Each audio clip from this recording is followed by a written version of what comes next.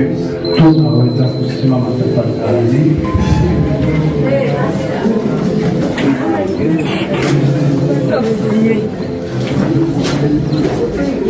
Without wasting much time, Bila kupoteza muda wetu, we are going to read the book tutakwenda kusoma katika kitabu First Kings Wafalme wa kwanza chapter 18, sura ya 18 verse 30. mstari wa 13. Lesa yuko hapo, You can prepare unaweza ukaandaa First Samuel chapter Samueli wa kwanza 5, sura ya 5 verse 1 up to 5. mstari wa kwanza mpaka 5. Have you opened already your Bibles? Umefungua Biblia yako tayari? Read together in Swahili. Tusome pamoja katika Kiswahili. 1, 2, 3. Kisha Eliya akawaambia watu wote, nikaribieni mimi. Watu wote wakamkaribia, akaitengeneza madhabahu ya Bwana iliyovunjika. Amen. Katika lugha ya Kiingereza, And Elijah said unto all the people, come near unto me. And all the people come near unto him. And he repaired the altar of the Lord that's broken down. Can you read Sister Esther in English first? anaweza kusoma katika Kiingereza. First Samuel Chapter 5, verse 1 up to 5. They carried God's holy book in the temple of Dagon and put it next to the statue of Dagon. The next morning, the people of Ashdod got up and found Dagon lying face down on the ground before the Lord. They put the statue of Dagon back in its place. But the next morning, when the people of Ashdod got up, they found Dagon on the ground. The Dagon had fallen down before the Lord's holy house. The 10 Dagon's head was down, hands were broken off and were lying in the doorway. Only his body was stripped in one piece. That is why even today the priests or other people step over the bottom of the doorway when they enter Dagon's temple. Amen. Please have a seat. tunaweza tukaketi. Can you greet your neighbor and say, Umsalimu jirani yako, mwambie karibu sana, karibu katika ibada hii. tell her again, Mwambie mara ya tena, welcome on this day of today. karibu kwa somo la leo. Hallelujah. Can you clap the hands of the Unaweza kupigia Bwana mkono.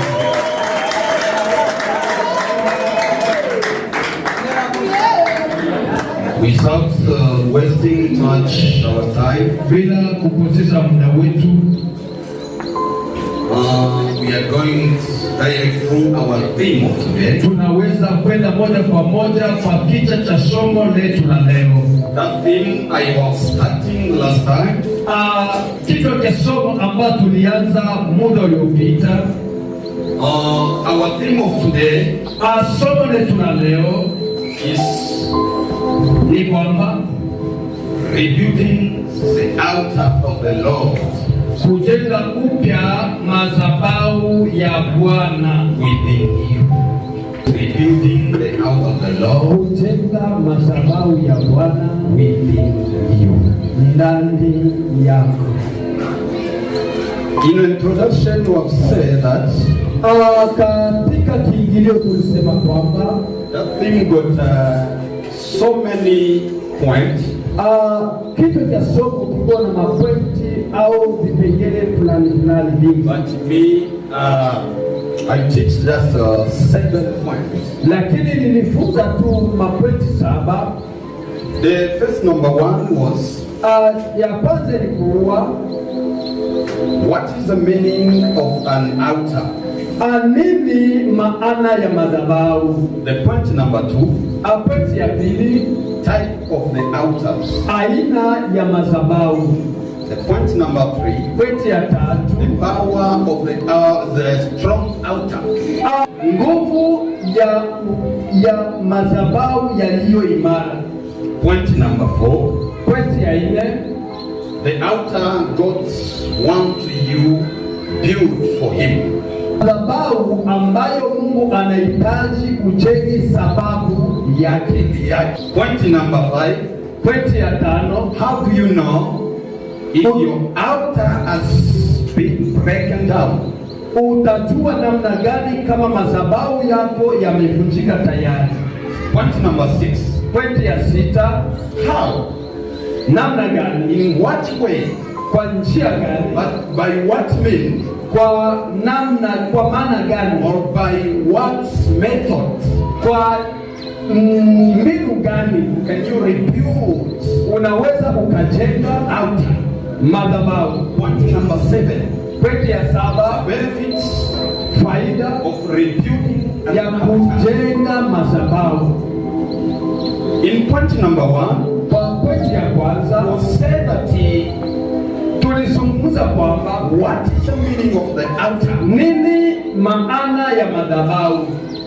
Firstly, Kwa kwanza, an altar is something what's connected the spiritual world ulimwengu wa kiroho and the physical world. na ulimwengu ulio dhahiri. Ni kitu kinachounganisha Ni kitu cha menetima ya janisa, ulimwengu wa mwili ziko la physical na ulimwengu wa roho. ni ziko la mzimu. Nataka uwe na connection Ngati Mungu na ukalendesha njano, you need to rebuild your altar. ufunikira kumanga Gua. guwa. 2. An altar is a gateway that given you access to the spiritual realm. Lango linalo kuingiza katika ulimwengu wa roho. Ni komo za menesima kungenesa muzimu ziko na muzimu. Point number 3. Pointi ya tatu, An altar is a source of a person's power and ability. Chanzo cha nguvu ni chiavi cha mpamvu na uwezo wa mtu. ndi ability ya mtu. Point number 4. Pointi ya chinai, It is powerful weapon against spiritual attacks. ni nguvu ambazo zinaweza kusaidia mtu katika mashambulizi. Hivyo ndio vitu ambavyo tumesoma last time. Hizo za mene tunafunzira chama ya mene inapita. Acha nizungumzie kwa hii pointi ya 4. Sia nipitilize na pointi ya namba 4. Ni silaha kubwa dhidi ya shambulizi za kiroho. Ni zita zikuru za mene matutandizira pamene timenyesa kondo ya muzimu. Mtu kama mtu Mwana mtu anatakiwa kuwa na shambulizi za kiroho.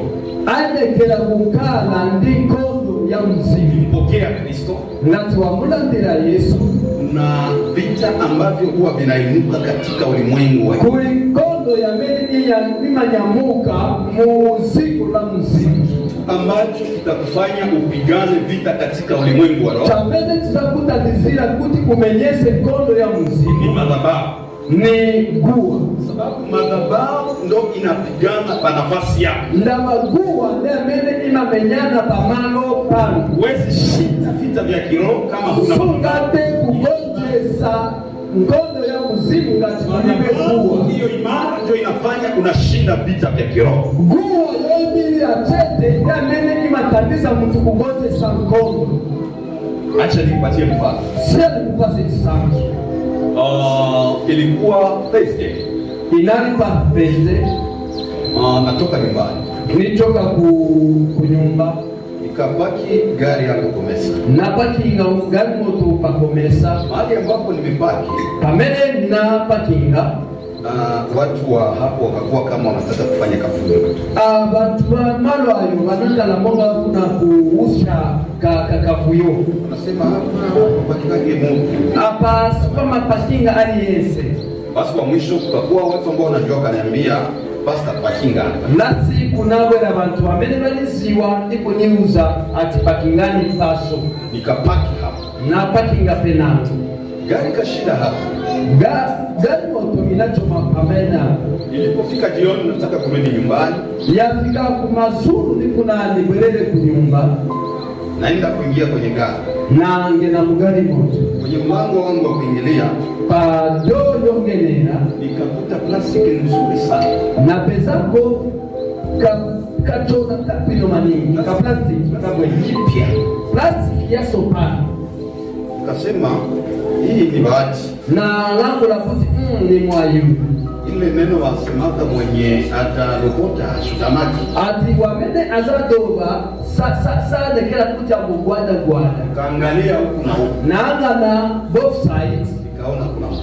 Naona kulibe aliyense. Nataka chukua nikasikia kutele na kata. Nifuna nidobe na mbela msimu mukana. Kwa mwisho nikasubiri nione kama kuko mtu mwenye atakuwa labda amesahau. Momaliza naembekezera niengani ngati kulwamene aibala kaplasika. Kwa mwisho kupatikana mtu. Panasi tunapezeka aliyense. Nikasema hii ni yangu. Na kamba kuti hii ni yanga. Hii mzigo katunduri sijui liko ndani. Sinizera wazamene zili mkazi. Labda hapo ndio mwanzo ya kufanyikia. Kapenda mbele tiyami cha mdaliso.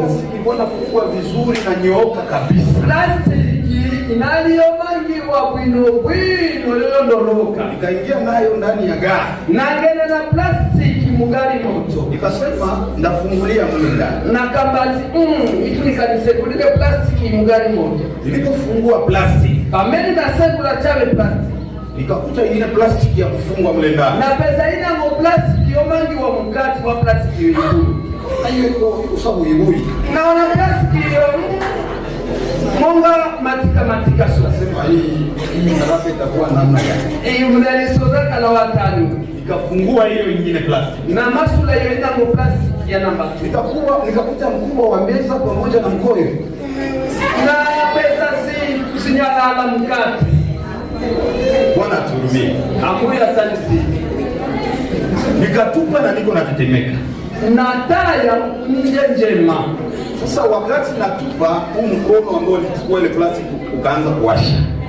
Pamene na taya plastiki ya sinyalala na zipeza kwa nje ya mene inagwira ya mbaba. Nilikuwa na mdogo wangu simwambia na aliona tu mvuma. Nenze na mpaka wanga sinamuze bati aona zamene zititika something's wrong. Tulisikia ya kumwambia kama nilogota hivi. Na vera manyazi yomuza zamene na doba nizatema. Sasa wakati nafika kunyumba. Pamene nafika kunyumba. Nikamwambia bibi yangu. Na uzamkazi wangu. Ewa, mambo yako mazuri. Tusizili bwino. Niliwazia maisha na wazirika kile nilogota hapa. Na gani za tuti au moyo wa sita kwa mazameni na doba kutoka hapa. Nikasikia roho inaniambia. Na mbera mtima mnakula. Kwa nini usinue madhabahu? Wai kusanyamura dua. Nikaingia chumbani. Na ngena nikashika mkono. Na gwira kwanja kwangu. Nikaanza kuinua madhabahu ya kwangu na mimi. Nambo nyamula gua yana na hizi. Ni madhabahu ndio iliweka hiyo. Gua ndene ya hika hizo zinabinua madhabahu. Ifu nikanaye ni nyamule gua yana. Wakati nainua madhabahu, pamene ni nyamula gua yana. Sasa ninakula makini. Mambo yako bien. Nazili mbisa naja kwa mazindu zinakula asubuhi imeshapoa. Na uka kuseni ninaopona. Haleluya. Kilichopiga vita pale chamene sinyamene sankondo pamene sio bibi si ndine, lakini madhabahu iliinuka pa nafasi yake. Kama gua mene inanyamuka pamalo ikaenda kupigana na madhabahu, inaenda kumenye sandiku wa ina. Sasa mwenye madhabahu najua sasa yana ni isi wakuti mwine waguwa ino aliposola ukijenga madhabahu yako upya, bali itokati wakonzera kuguwa yanu wasopana.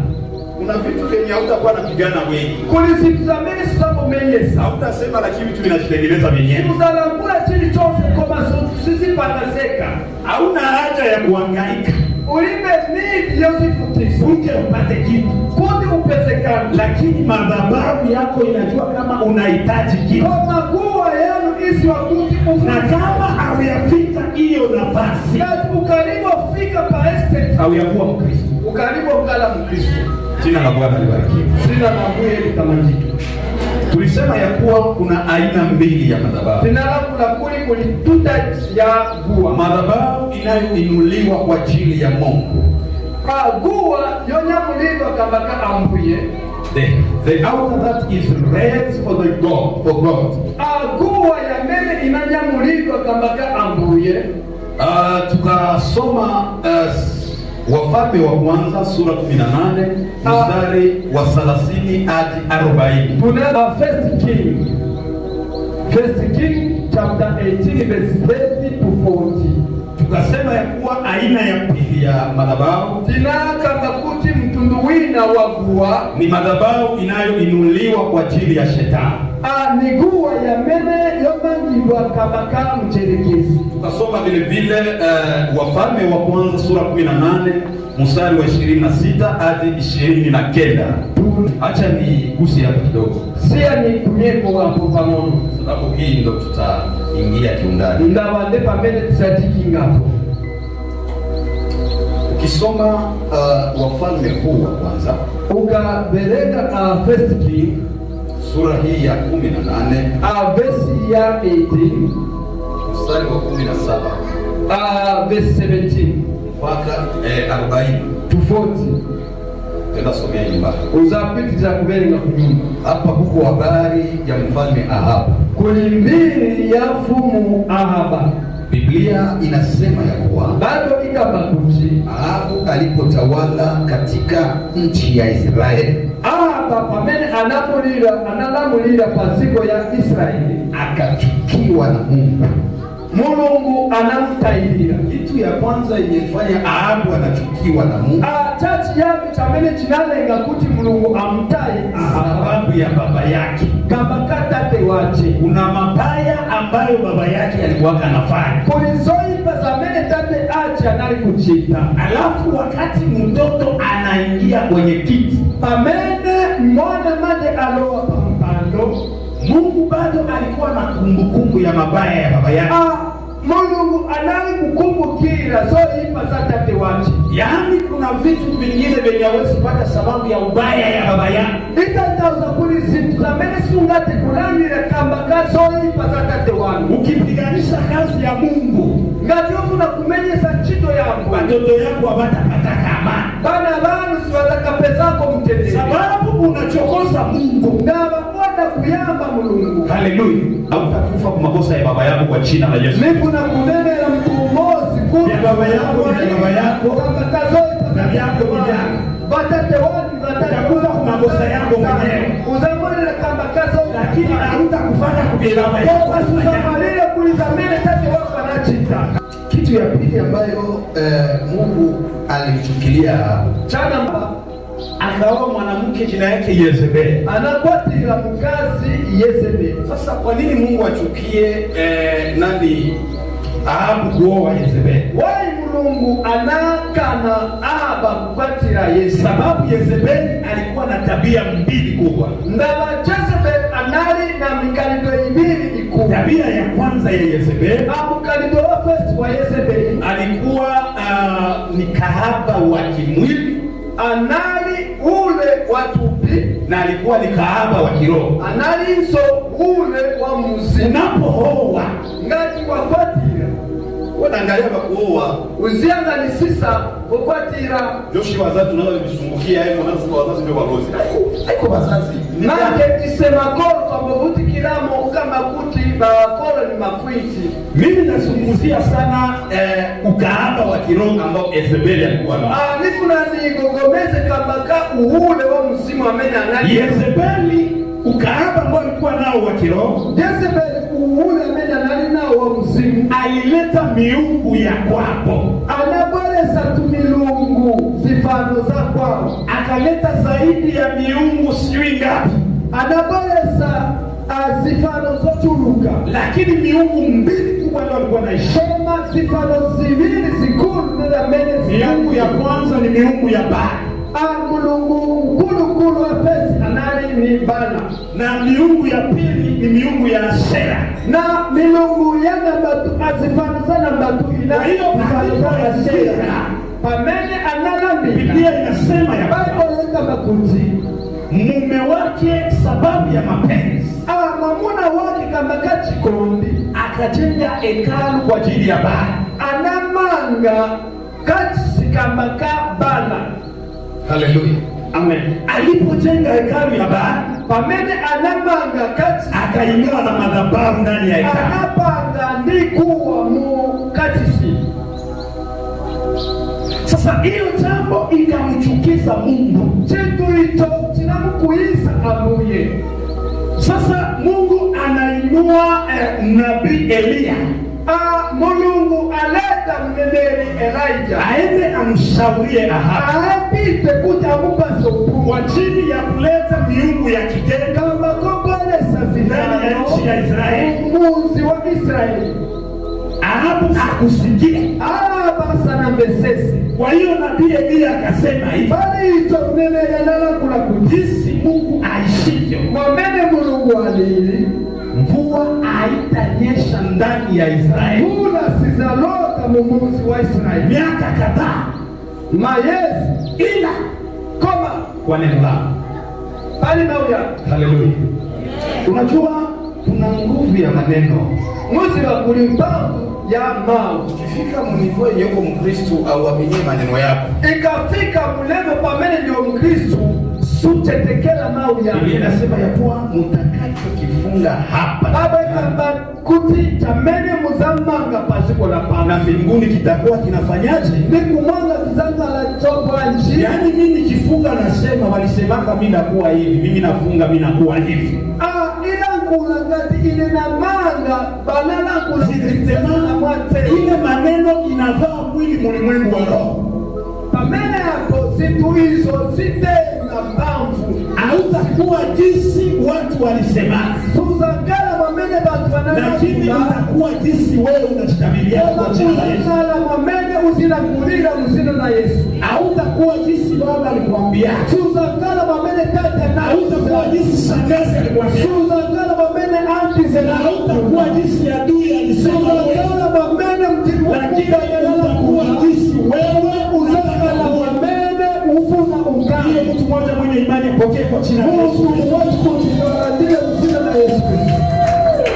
huyu Bwana alipofunga Huyu pamene anambe Katika ulimwengu wa roho kafungwa, muzimu zinasekedwa. anasema Mungu akamtokea, Mulungu baba kama kuti Mulungu anamurumbula akamwambia kimbia, nikumuza tawani sababu hapa sio nafasi sahihi. baba pale simalo ya pili. Kila mara nakwambia ukiona kifo Tawi sose nina unyuzani ngatuwa njia uchangamuki, sajirani njira kuti ule kama Mungu anakuwezesha kuona kifo mapema. ngati Mulungu akuta nizira wanaiza Nina roho wa Mungu sasa sana. nakule kuti ni Kuna msimu wakati yenye roho anatumika, kulitana mene msimu ama na sewe kwa sababu Mungu anataka kitu. anso kulitana mene mwafu na mundu usewezi.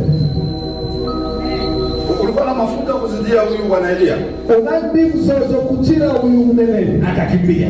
analepula Alipokimbia, pamene nalepula sitasema maisha ya baada, sinza wakula ugoro akafika baada ya miaka 7. after 7 years Biblia inasema ya kuwa Mungu akamrudia Elia, Bible ika makuti anamubwerera akamwambia nenda sasa ujionyeshe mbele yao, enda uzilangize kuli vumu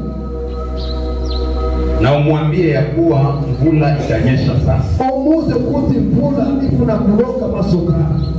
nadhani kama mimi ndio nilikuwa Elia, Nisi wangatisebendile nalela hivi Ningeambia Mungu, mbona ule Bwana ngoja niambia nikimbie. sebenamuza abuye ndinu mwanuza kusikao ile roho ishabadilika. Koma mzimu wa sitakale Isi Ahabu ameshabadilisha roho. koma Ahaba asinsanzeru zake Kama ni mie niliogopa, na nini seme na yopa.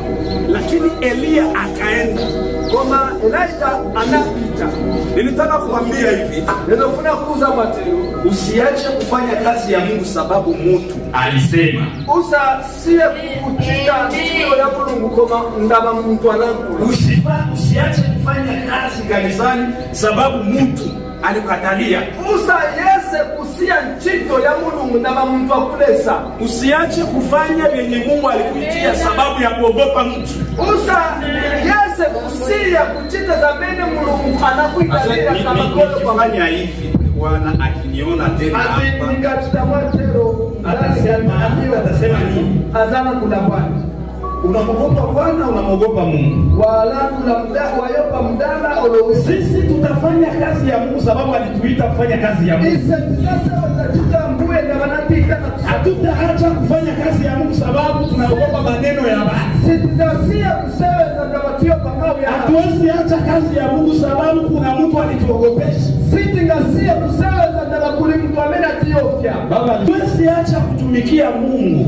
Sitingasia kuseweza mbuye. Juu kwa alisema ukiendelea utakufa. Ndabakuli amena langu la ukapitilizo za mwanila. Lakini naacha kutumikia Mungu kama Mungu anasema muda wako sasa Kwa unaishi. nizasi ya kuseweza mulungu ngati alangu la tamu yanu yata. Akaingia akaenda kumwona Ahabu. Anapita kumwona mfumu Ahaba. Biblia inasema Ahabu akasikia kama Abebe kama kuti Ahaba anamela kuti. Elia iko nakuja. Laija Abel. Ahabu akaenda mbio kwenda kumlaki. Ahaba anafulumira kuenda Imagine naye, imagine adui. ganizira kuti mudani. Kama unakuya, Abela kuti kubwela. anakia kukulaki kwa wema. Abwela kuti akulandire mwabwino. Nilitaka kuambia mtu moya hivi. Netofuna kuuza mtu mmozi.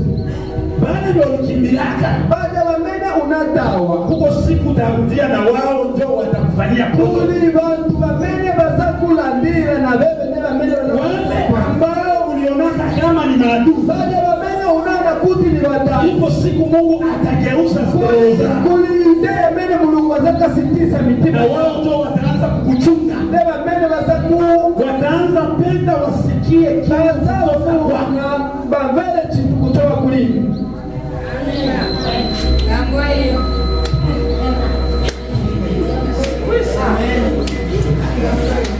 Elia akakutana na Ahabu. Elijah akumana de Ahaba. Biblia inasema neno ya kwanza Ahabu alimwambiaka Bado kabakuti mau ya chiambe ya mene mfumu wa Musa. Aseme ewe mtesi wa Israeli. Inu wo kutesa Israeli. Elia akumchungisha. Elijah sanaembekeze. Akuangalia ufalme wake. Sanaembekeze aone utindo wake. Akamwambia sio mimi mtesi wa Akamuza Israeli. sindine kugo kutisa. Lakini mtesi wa Israeli Koma wamene abutisa ziko ni wewe ndinu noka na nyumba ya baba yako. ndi nyumba ya tate wa. Alitaka kusema nini? Ezofuna kula chaka. Kama Israeli iko napitia yenye iko napitia leo, Kati Israeli ipita mzameni ipita musupa. sababu ya nyumba yako wewe, Unabaka nyumba yanu. sababu ulikubali kuleta miungu ya kigeni, Na unavomena kubalesa zifano za sopa. ukaingiza ndani ya nchi ya Israeli Unangenesa mumuzi na wa na Israeli. Mungu ambaye ni Mungu wa wizi Mulungu wasa. akakasirika na hiyo hali. Anapo ya kambaka iso. Kuna vitu ambavyo unapitia ni sababu ya vilivyojigogoteana wewe mwenyewe. Kulizameno pitamo. Mwenye unaombea anaona results. Wamena upepelele aro na mali zao. Yaani ndani mwake kwanza mlikuwa hiyo results. Itata uzaburi ebe munali pesi mali zao. Kuna maishuzi yako kule. Oni na mavuto yanu kukunja. Unakuya ni kupake mafuta na kuongezea laana juu ya laana. Umwela kuti ni kupepelele. Nishikuingirako pepelele Kwa hiyo matatizo ingine tunayoishi ndani ya familia zetu. kulima vuto inango ya mene chia kwa famili zao. Promoter ndeti yapi mavuto. Matatizo ambayo kanisa inapitia, Mavuto labda shie wenyewe ndio wapromote. Mavuto yamene tipita mu mpigo kapende ifeteka ndeti yapi. Haleluya. Anamwambia hivi, Amuza mate. akungoya amungoreshe. Sana embekeza kuja kupitisha kunao. Unajua ukijua mtu ni adui yako, Usiba wakati wazima mtu ni mdani wangu. usijipatie muda wa conversation ya mrefu naye. Usazipase tabu yombo kabisa na kabisa na Na yeye. kama uko unaongea naye uwe makini sana. Ngati kabisa na yeye. Angalia ngamu. Kalako ochenjera. Wanezi cheka na nakula nijio kichwa. Ukazipeza useka Angalia vifaa ya mtu. Akanasisa. Angalia kwa muda wewe. Uanga sisa na damu. Kila neno natoa. Mawe ya mene utosa. Hakikisha nabeba sekunde moja. Make sure yatekata. Akitaka kubeba maisori mrefu. Nataka kupeleka mastori ya shortcuts. Kanani Sababu ni adui. nawa ni mudani. Adui hata kwa rafiki kamwe. Mudani sadaka lako. Adui hata kwa rafiki tusidanganyane. Mudani sadaka lako. Kwa badilika tu anaona kama mweli. Angate kuchinja pamoja na ala mwili Ile ukulitatizo. roho inabakia Kutimo au sana pamene hapo. Nota sasa wanatutesa.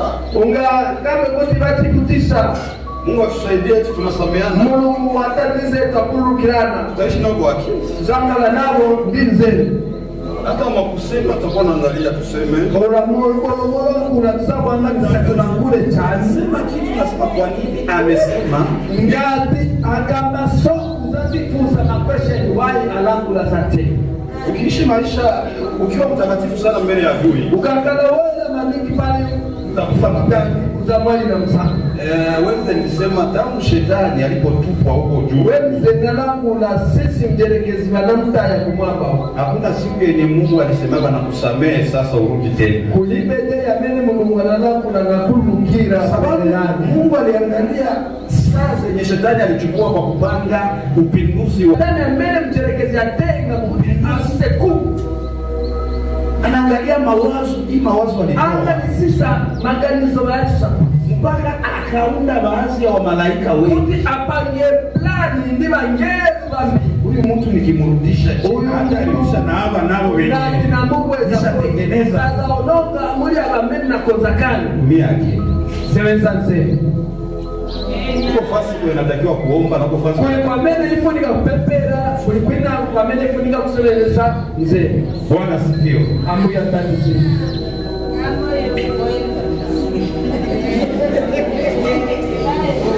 Biblia inasema hivi, Bible kuna kuti. huyu bwana kumngoeshi.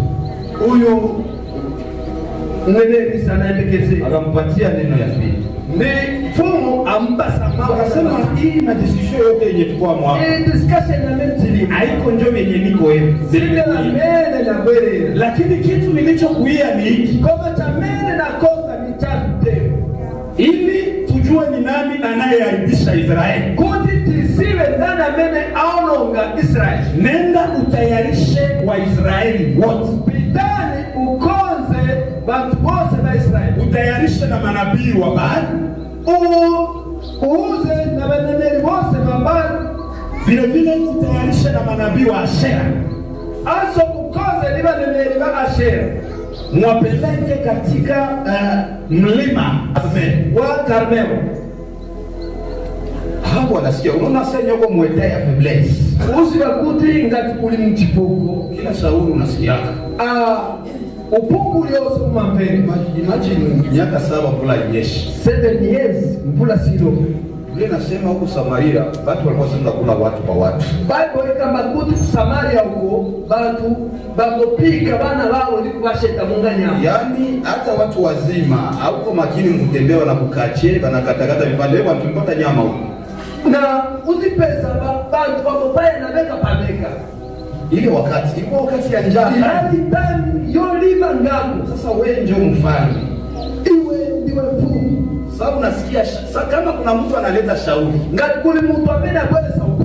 Lazima kwanza uadui pembeni. Uza ika udani mbali Sikilize nini anasema. umveni chacha mina tunulankula Kwa wengine watakiwa kusikilika sababu tu wanaona ndani mwako Mungu endelee. na bena ngoma zakwela bambele bamena nankula muli nunda muli, Lakini hayamaanisha kama wanakusikiliza sababu uadui unaisha.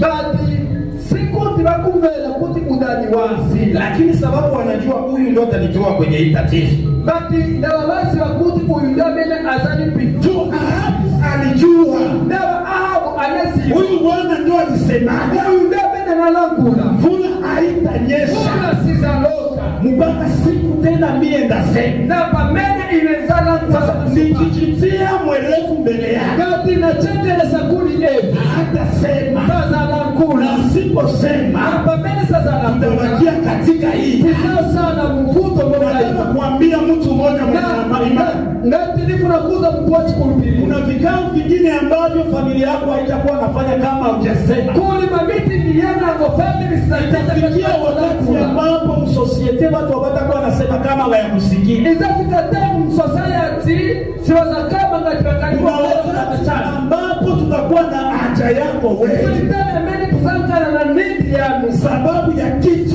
ambacho kipo ndani mwako, na kile kitu kitafanya kazi kama unajua kujenga madhabahu yako. usiba kumanga guwa yanu. Basi Ahabu anakosa umbafu, akaenda kuseleksionewa, ajua ndio waseleksionewa juu ya nini. Ahabu akubakane abweresa baneneri asasi bawayi ababweresa Anawapeleka wote na wana wa Israeli, abapeleka bose ni bana la Israeli papili ya Karmel.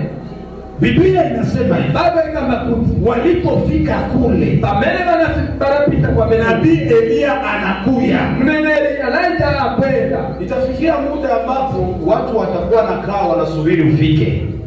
kulitani amene izafika bantu bazatekezera inu museke pesa Itakuwa mapema, utakuwa unajiuliza hizi sizakala siwanda koma uzazifunza iza chinja bwaji hiyo tu itakuwa ni wakati. iyo izakala ni kainja. Ambia jirani wakati. Muze mzago nyingu Sema kwa sauti kubwa, hiyo itakuwa ni wakati. kunani na kwesi kuzakala Hiyo nyingu wakati ikifika, nyengo munga yafika watu watakuwa nasubiri uje. bantu bazaboemekezera Banasubiri sasa pale anafika. baemekezera pamene afika Anawaambia vya kufanya. pamene abauza zochita Jambo ya kwanza, kati yangu mtafute ng'ombe mbili. sakirani ng'ombe zimita Mtafute na makundi.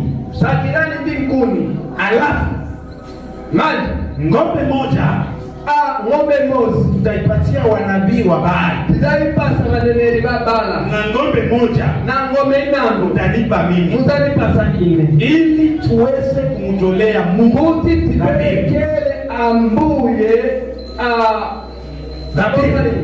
Alafu wakati tunatoa hiyo dhabihu, pamene tizampelekele ambuye tutakatakata tizachubachuba sembe tia juu ya kuni. tizaika kuli nkuni Alafu tunamuomba Mungu, andeni tizapepera Mungu mwenye atajibu kwa moto. mulungu wamene azayaka ndi muliro Ndiye Mungu ambaye sisi wa Israeli ndi mulungu tutapata. wamene ife Israeli tizakonka. Haleluya. Amen. Itafikia wakati kwenye maisha yako watu watataka waone Mungu ambaye unayemtumikia. Izafika temu moyo wangu bantu bazafuna baone mulungu wamene usebenzera. Ndio maana kitu kikubwa cha kuomba katika maisha Zati waita chikulu cha mbele wenekera kupepa mu moyo ni kuambia Mungu ni kumuza mulungu atie uzito katika ulimi wako. apakire mpamvu mu lulimi lwangu. Itafika wakati ambapo watu watapita mchana. Izafika temu amene bantu bazakwitana nganga. Nilikuwa na kijana wangu mmoja Nali ndi mnyama tanga anakuja mmoja kukimbia. abwera kupeka umbono Anasema hivi, akulakula kuti mimi sijui kama ni ulozi, sijui mumazezano sinisi basibinsabensiyende kuli sielewe kama ndio unabii. sinisindikira ngati niuneneri olubwana. Yaani mzee niko nafanya kisema neno. Imeninga pamene mdala kalakula chintu Kile kitu kinafanyika. chintu chimachitivi Nikisema kama huyu mtu naona kama vile hataishi. nikalakula kuti niona Mungu mtu huyu sasa kweli hataishi. na zatero kuti mtu huyu sasa kala Kwa vitu vya niko naishi si leo. Situzamene ni pitabu sinizindiki. Haleluya. Amen. Nikamwambia kijana, Mungu yuko nakamilisha utumishi wako. Na muza ati mnyamata Mungu azindikisa Mungu akamilishe Ukristo wako, inatakiwa akupe uzito katika kuti Mungu asinikize utumikizi wangu ifu nikampase pangu Na maneno inakuwa na uzito wakati unajua kujenga nini? Mau ya mangala ndi vali pamene usi wa kumanga guwa. Kuna wakati tu unaamka una chochote, Kulitana mene uka ulibe chintu, lakini unasema Mungu, nahitaji leo kula nyama. koma ulakula ambuye lelo nifu na kusheta nyama. Lakini wenye imani chache Ba mene bali na pepe ngomu. unasikia anasema seme, bali tuambiaka kama nyama haitatoka mbinguni. Banatu alakula kuti abanatu za kuti nyama sitaka choka kumwako. Zingine zinatoka mbinguni. Kuli zina kwa mene sima choka kumwako. Mwana alikuwa nyumbani, sina mbele sina nyumba. Wani day nale kunyumba nilibe chini chose. Mwanangu mwaka niletea kuku mbili. Mwana wanga umoja alibelesera makongo ya mbiti. Makongo ya nini? Akatengeneza na viungo vya kuweka ndani. Akoze geratu na maspice yoika mkana. Mwanza cheko pale hayakuya. Uze wakuti ku Abianza nena kwa lugha na ukaribu langu na mali Jehova. Wangu langu na Jehova ndiwe Mungu. Haleluya. Amen. Kitu ambacho natakiwa kujenga ni kujenga maneno. Chamene wene kera kumanga mau ya mene na mbao. Wakati wanakuwa kule, Pamene wale pamene uko Biblia inasema hivi, bado kama kuti. Elia akasema, Elijah alangula kuti. nyie wanabii wa Baali Inu aneneri abala. ndio mtaanza, Ndinu mzaya. sababu nyie ndio wamingi. Ndaba ndinu bambili. Walikuwa watu 450, Banali bantu bali 450. nyie ndio mtaanza. Ndinu mzaya. Alafu mie nitakuja baadaye. Naine nizawela banamba. Wabali wakakamata hiyo ng'ombe, Maneneri babala banatenga ng'ombe hiyo. wakaichinja, Banaipai. wakatia kwenye madhabahu. Banaika paku. Biblia inasema hivi, Bado kama kuti. wakaanza kumuita Baali, Banayamba kumuita na bala. wakaita Baali Banamuita na bala. mpaka jioni ikafika, Baali ajibirie. Inafika kumazulu bala saya. Elia akasema kwa kuwaziaki ama kwa kuwacheka, Elijah nalangula moseka. akasema hivi, Analangula inawezekana Baali iko mbali, kapena bala alikutali. mulalamike sana Mufule ngako. ili Baali atoke kwenye iko la Kuti bala achoki kwa mene alili kapena miti. ili aje Kuti abele ateketeze hii nabii. atengwe. Wakaanza lalamika, Abanayo mufule. Biblia inasema wakajikatakata. Kabe kama kuti banamo si juba. Baada ya kujikata, After kuzichuba. akaregea, hakuna suluhisho. Balema kulibe solution. Biblia inasema kwa kifupi, Babe kama mwachitule. Elia akaambia watu, Bible kama kuti Elijah sogeleeni mimi. ni federali kuline. Kitu ya kwanza aliyofanya, Kachi yambi tamene na chika. akajenga madhabahu ya Bwana iliyobomoka. Anama ngakuwa ya mbuye yote. Yaani inamaanisha ya kuwa Itatauza kuti. hiyo madhabahu ambayo ilikuwa pale Kuwa ya mene nali pamene. tayari ilikuwa imeshabomoka, Nani yopani kakani. sababu walitia hako sadaka ya miungu. Dawa banaika sebe yani. Akaijenga vizuri. Anamanga mwabino. Alijenga namna gani? Anamanga bwana. Akachimba mfereji, Anakumba drainage. akaambia watu Anauza antu. mwange maji mapipa 4. Ikani mazi madrabu yalifo. Hiyo mapipa 4 mumwange mara 3. Madrabu yalifo. Tayari mazi pakuwa katatu. Ukisabia utakuta ya kuwa ni pipa 12. Ngati wapenda bwino uzapeza ni madrabu yalituo. Kinachofuata, Jameni chikonga. akawaambia mweke majiwe 12 kwenye madhabahu. Pawa manga guwa, manga guwa na miala ili tuo. Maana yake ni dhabihu ni dhabihu ni sembe ya kabila 12 za Israeli. Ni sembe ya mitugiri tobu ya Israeli. Sasa watu wanaanza angalia Bantu baboakana hii kundi zilishaona na mai. Nkundi za mele za nana kale ni maji. Hii mifereji na mwengiwa hapo maji. Madrene ya mele tatayamo maji. Bwana hajachanganyikiwa. Karibu soko lezekangana. Acha nikwambie kwa nini Elia afanye hivi. Nikuza wai Elijah na tamati. Sababu ndaba alijua kama kule mwanzo anazi makundi uko mtiambi kuna Mungu ambaye aliteketezaka Sodoma na Gomora. Kuli Mungu wa mbele anaononga Sodoma na Gomora. Aliteketeza Sodoma na Gomora. Anaononga Sodoma na Gomora. Kulikuwa baadhi ya watu, kunani bantu, kulikuwa na maji, kunani mimbanzi. Akaitoa kwenye historia. Anachosa mwishi na hata shindwa kuteketeza hiyo madhabahu. Sasa kangiwa kuona magumu. Kwa nini afanye mfereji? Wai atinde madrene. Alijua ya kuwa anazi wakubi wakati wa Musa pamene Moses kuna mtu kuna mtu ambaye alipigata fimbo juu ya maji. Kunani mtu amene anatoa mkopo kwa maji. Na maji ikagawanyika kwa njia. Anapesa njia. Kama huyo mtu angaa wamene mtu katiangaliko sadaka haitashindwa kuteketeza.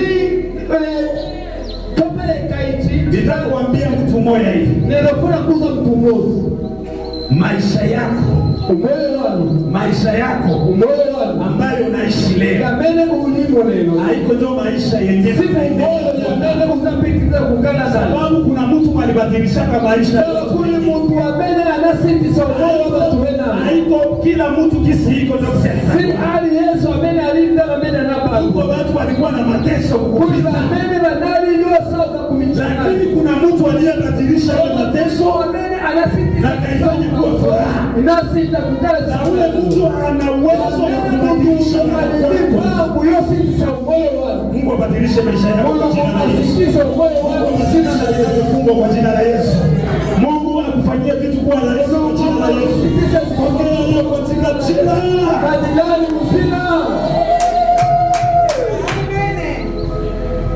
Jina la Bwana libarikiwe. Jina la Mungu litamandikwa. Biblia inasema hivi. Bible kama kuti Elia kuomba maneno mengi. Elijah sana pembele zambi. Akasema tu neno. Anana kula chabe mao.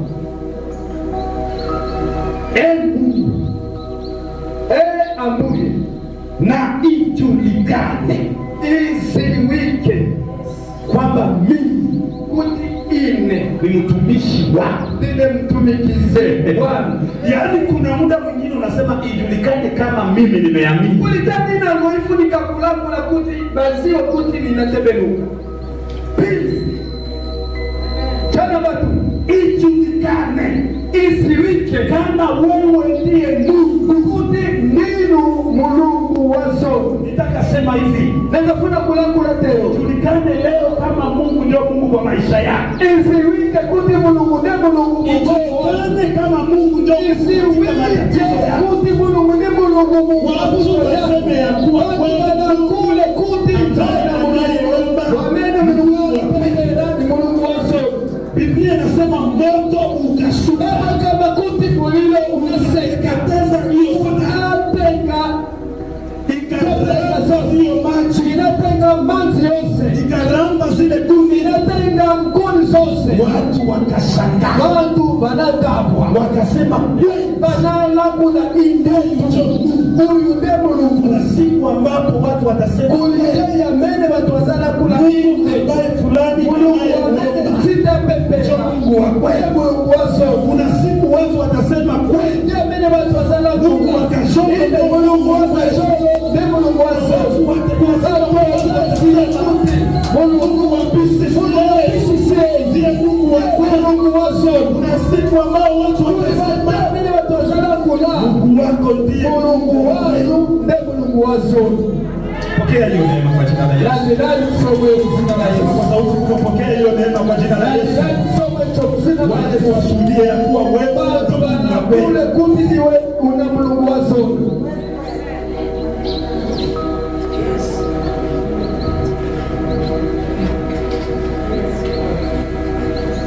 Acha yani kusema. Eske ushajiuliza Kodi una sifa zako? kwa nini Elia apate confidence Why Elijah apese angalendi courage ya kukusanya watu kwa neno? kumanisa antu pali maucha? Sababu katika ulimwengu wa roho Ndaba mumuzimu neno mau ndio inavunjaka ingine neno. ndamene imapanya mau yena. Ndio maana nikwambia kama una maneno jifunze kufungua na sema. Ndati wana kuuza ngati ulime mau kunzira mbona kula Utakufa mbaya kama unajifanya huku fasi kwenye kutakiwa kuwa huku. Uzamwalira moyipa mwamene uzazipa ngakala ndijibwipi pamene zikula Ndio inavunja neno ingine. mau ndi amene amapwanya mau yena.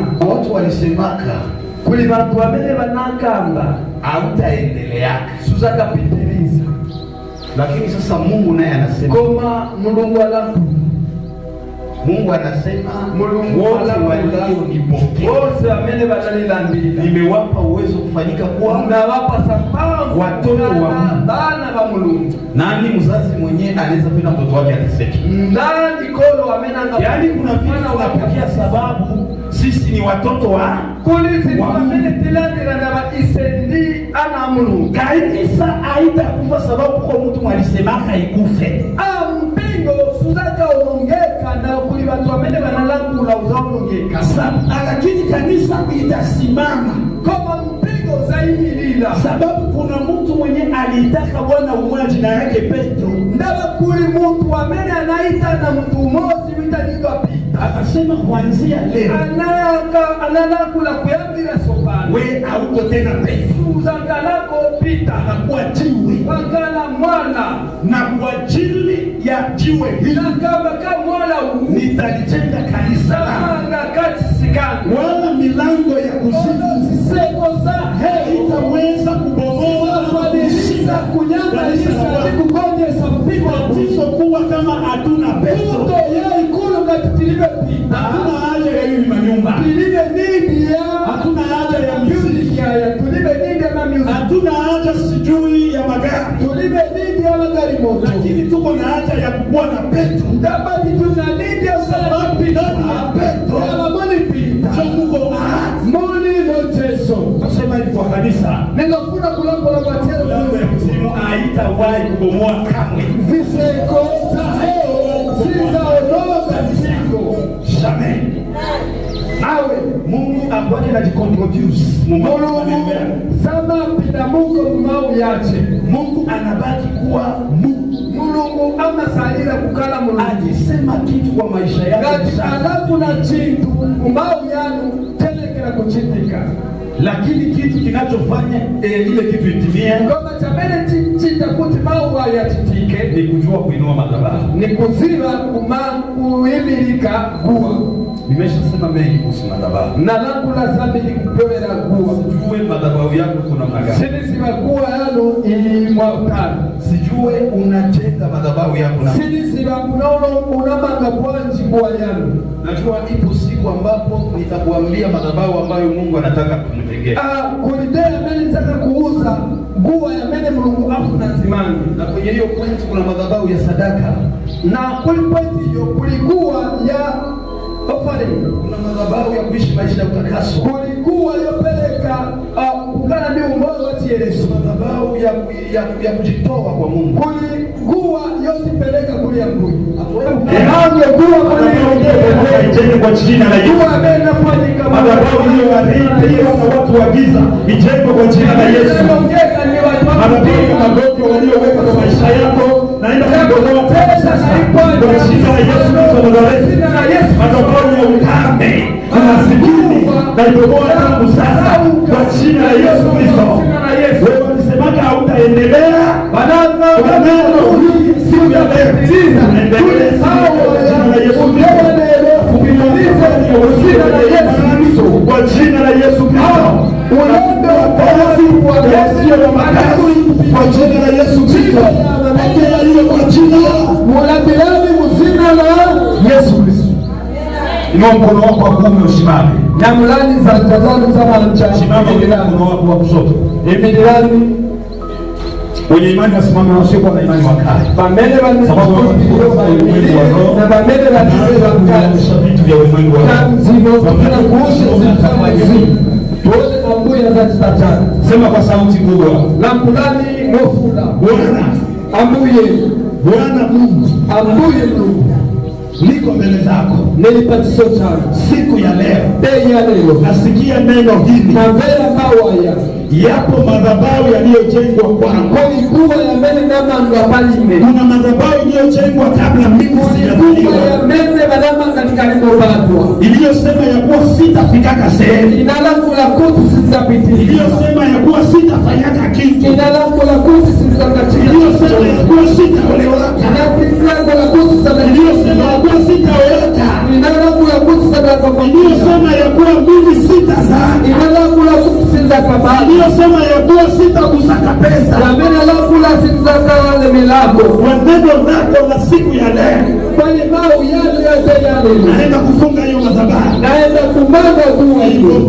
Naifanya. Kwa jina la Yesu Kristo. Jina la Yesu Kristo. Piga makofi kwa jina la Bwana na kubomoa. Yaani sasa kwa jina la Yesu Kristo.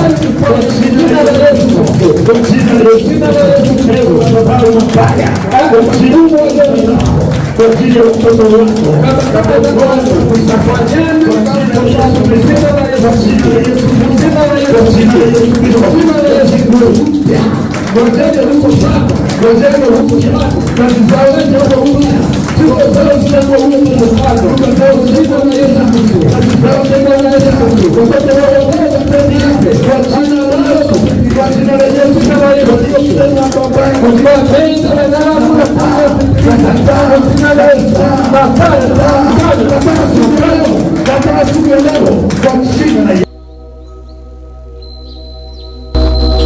Welcome for another coming video.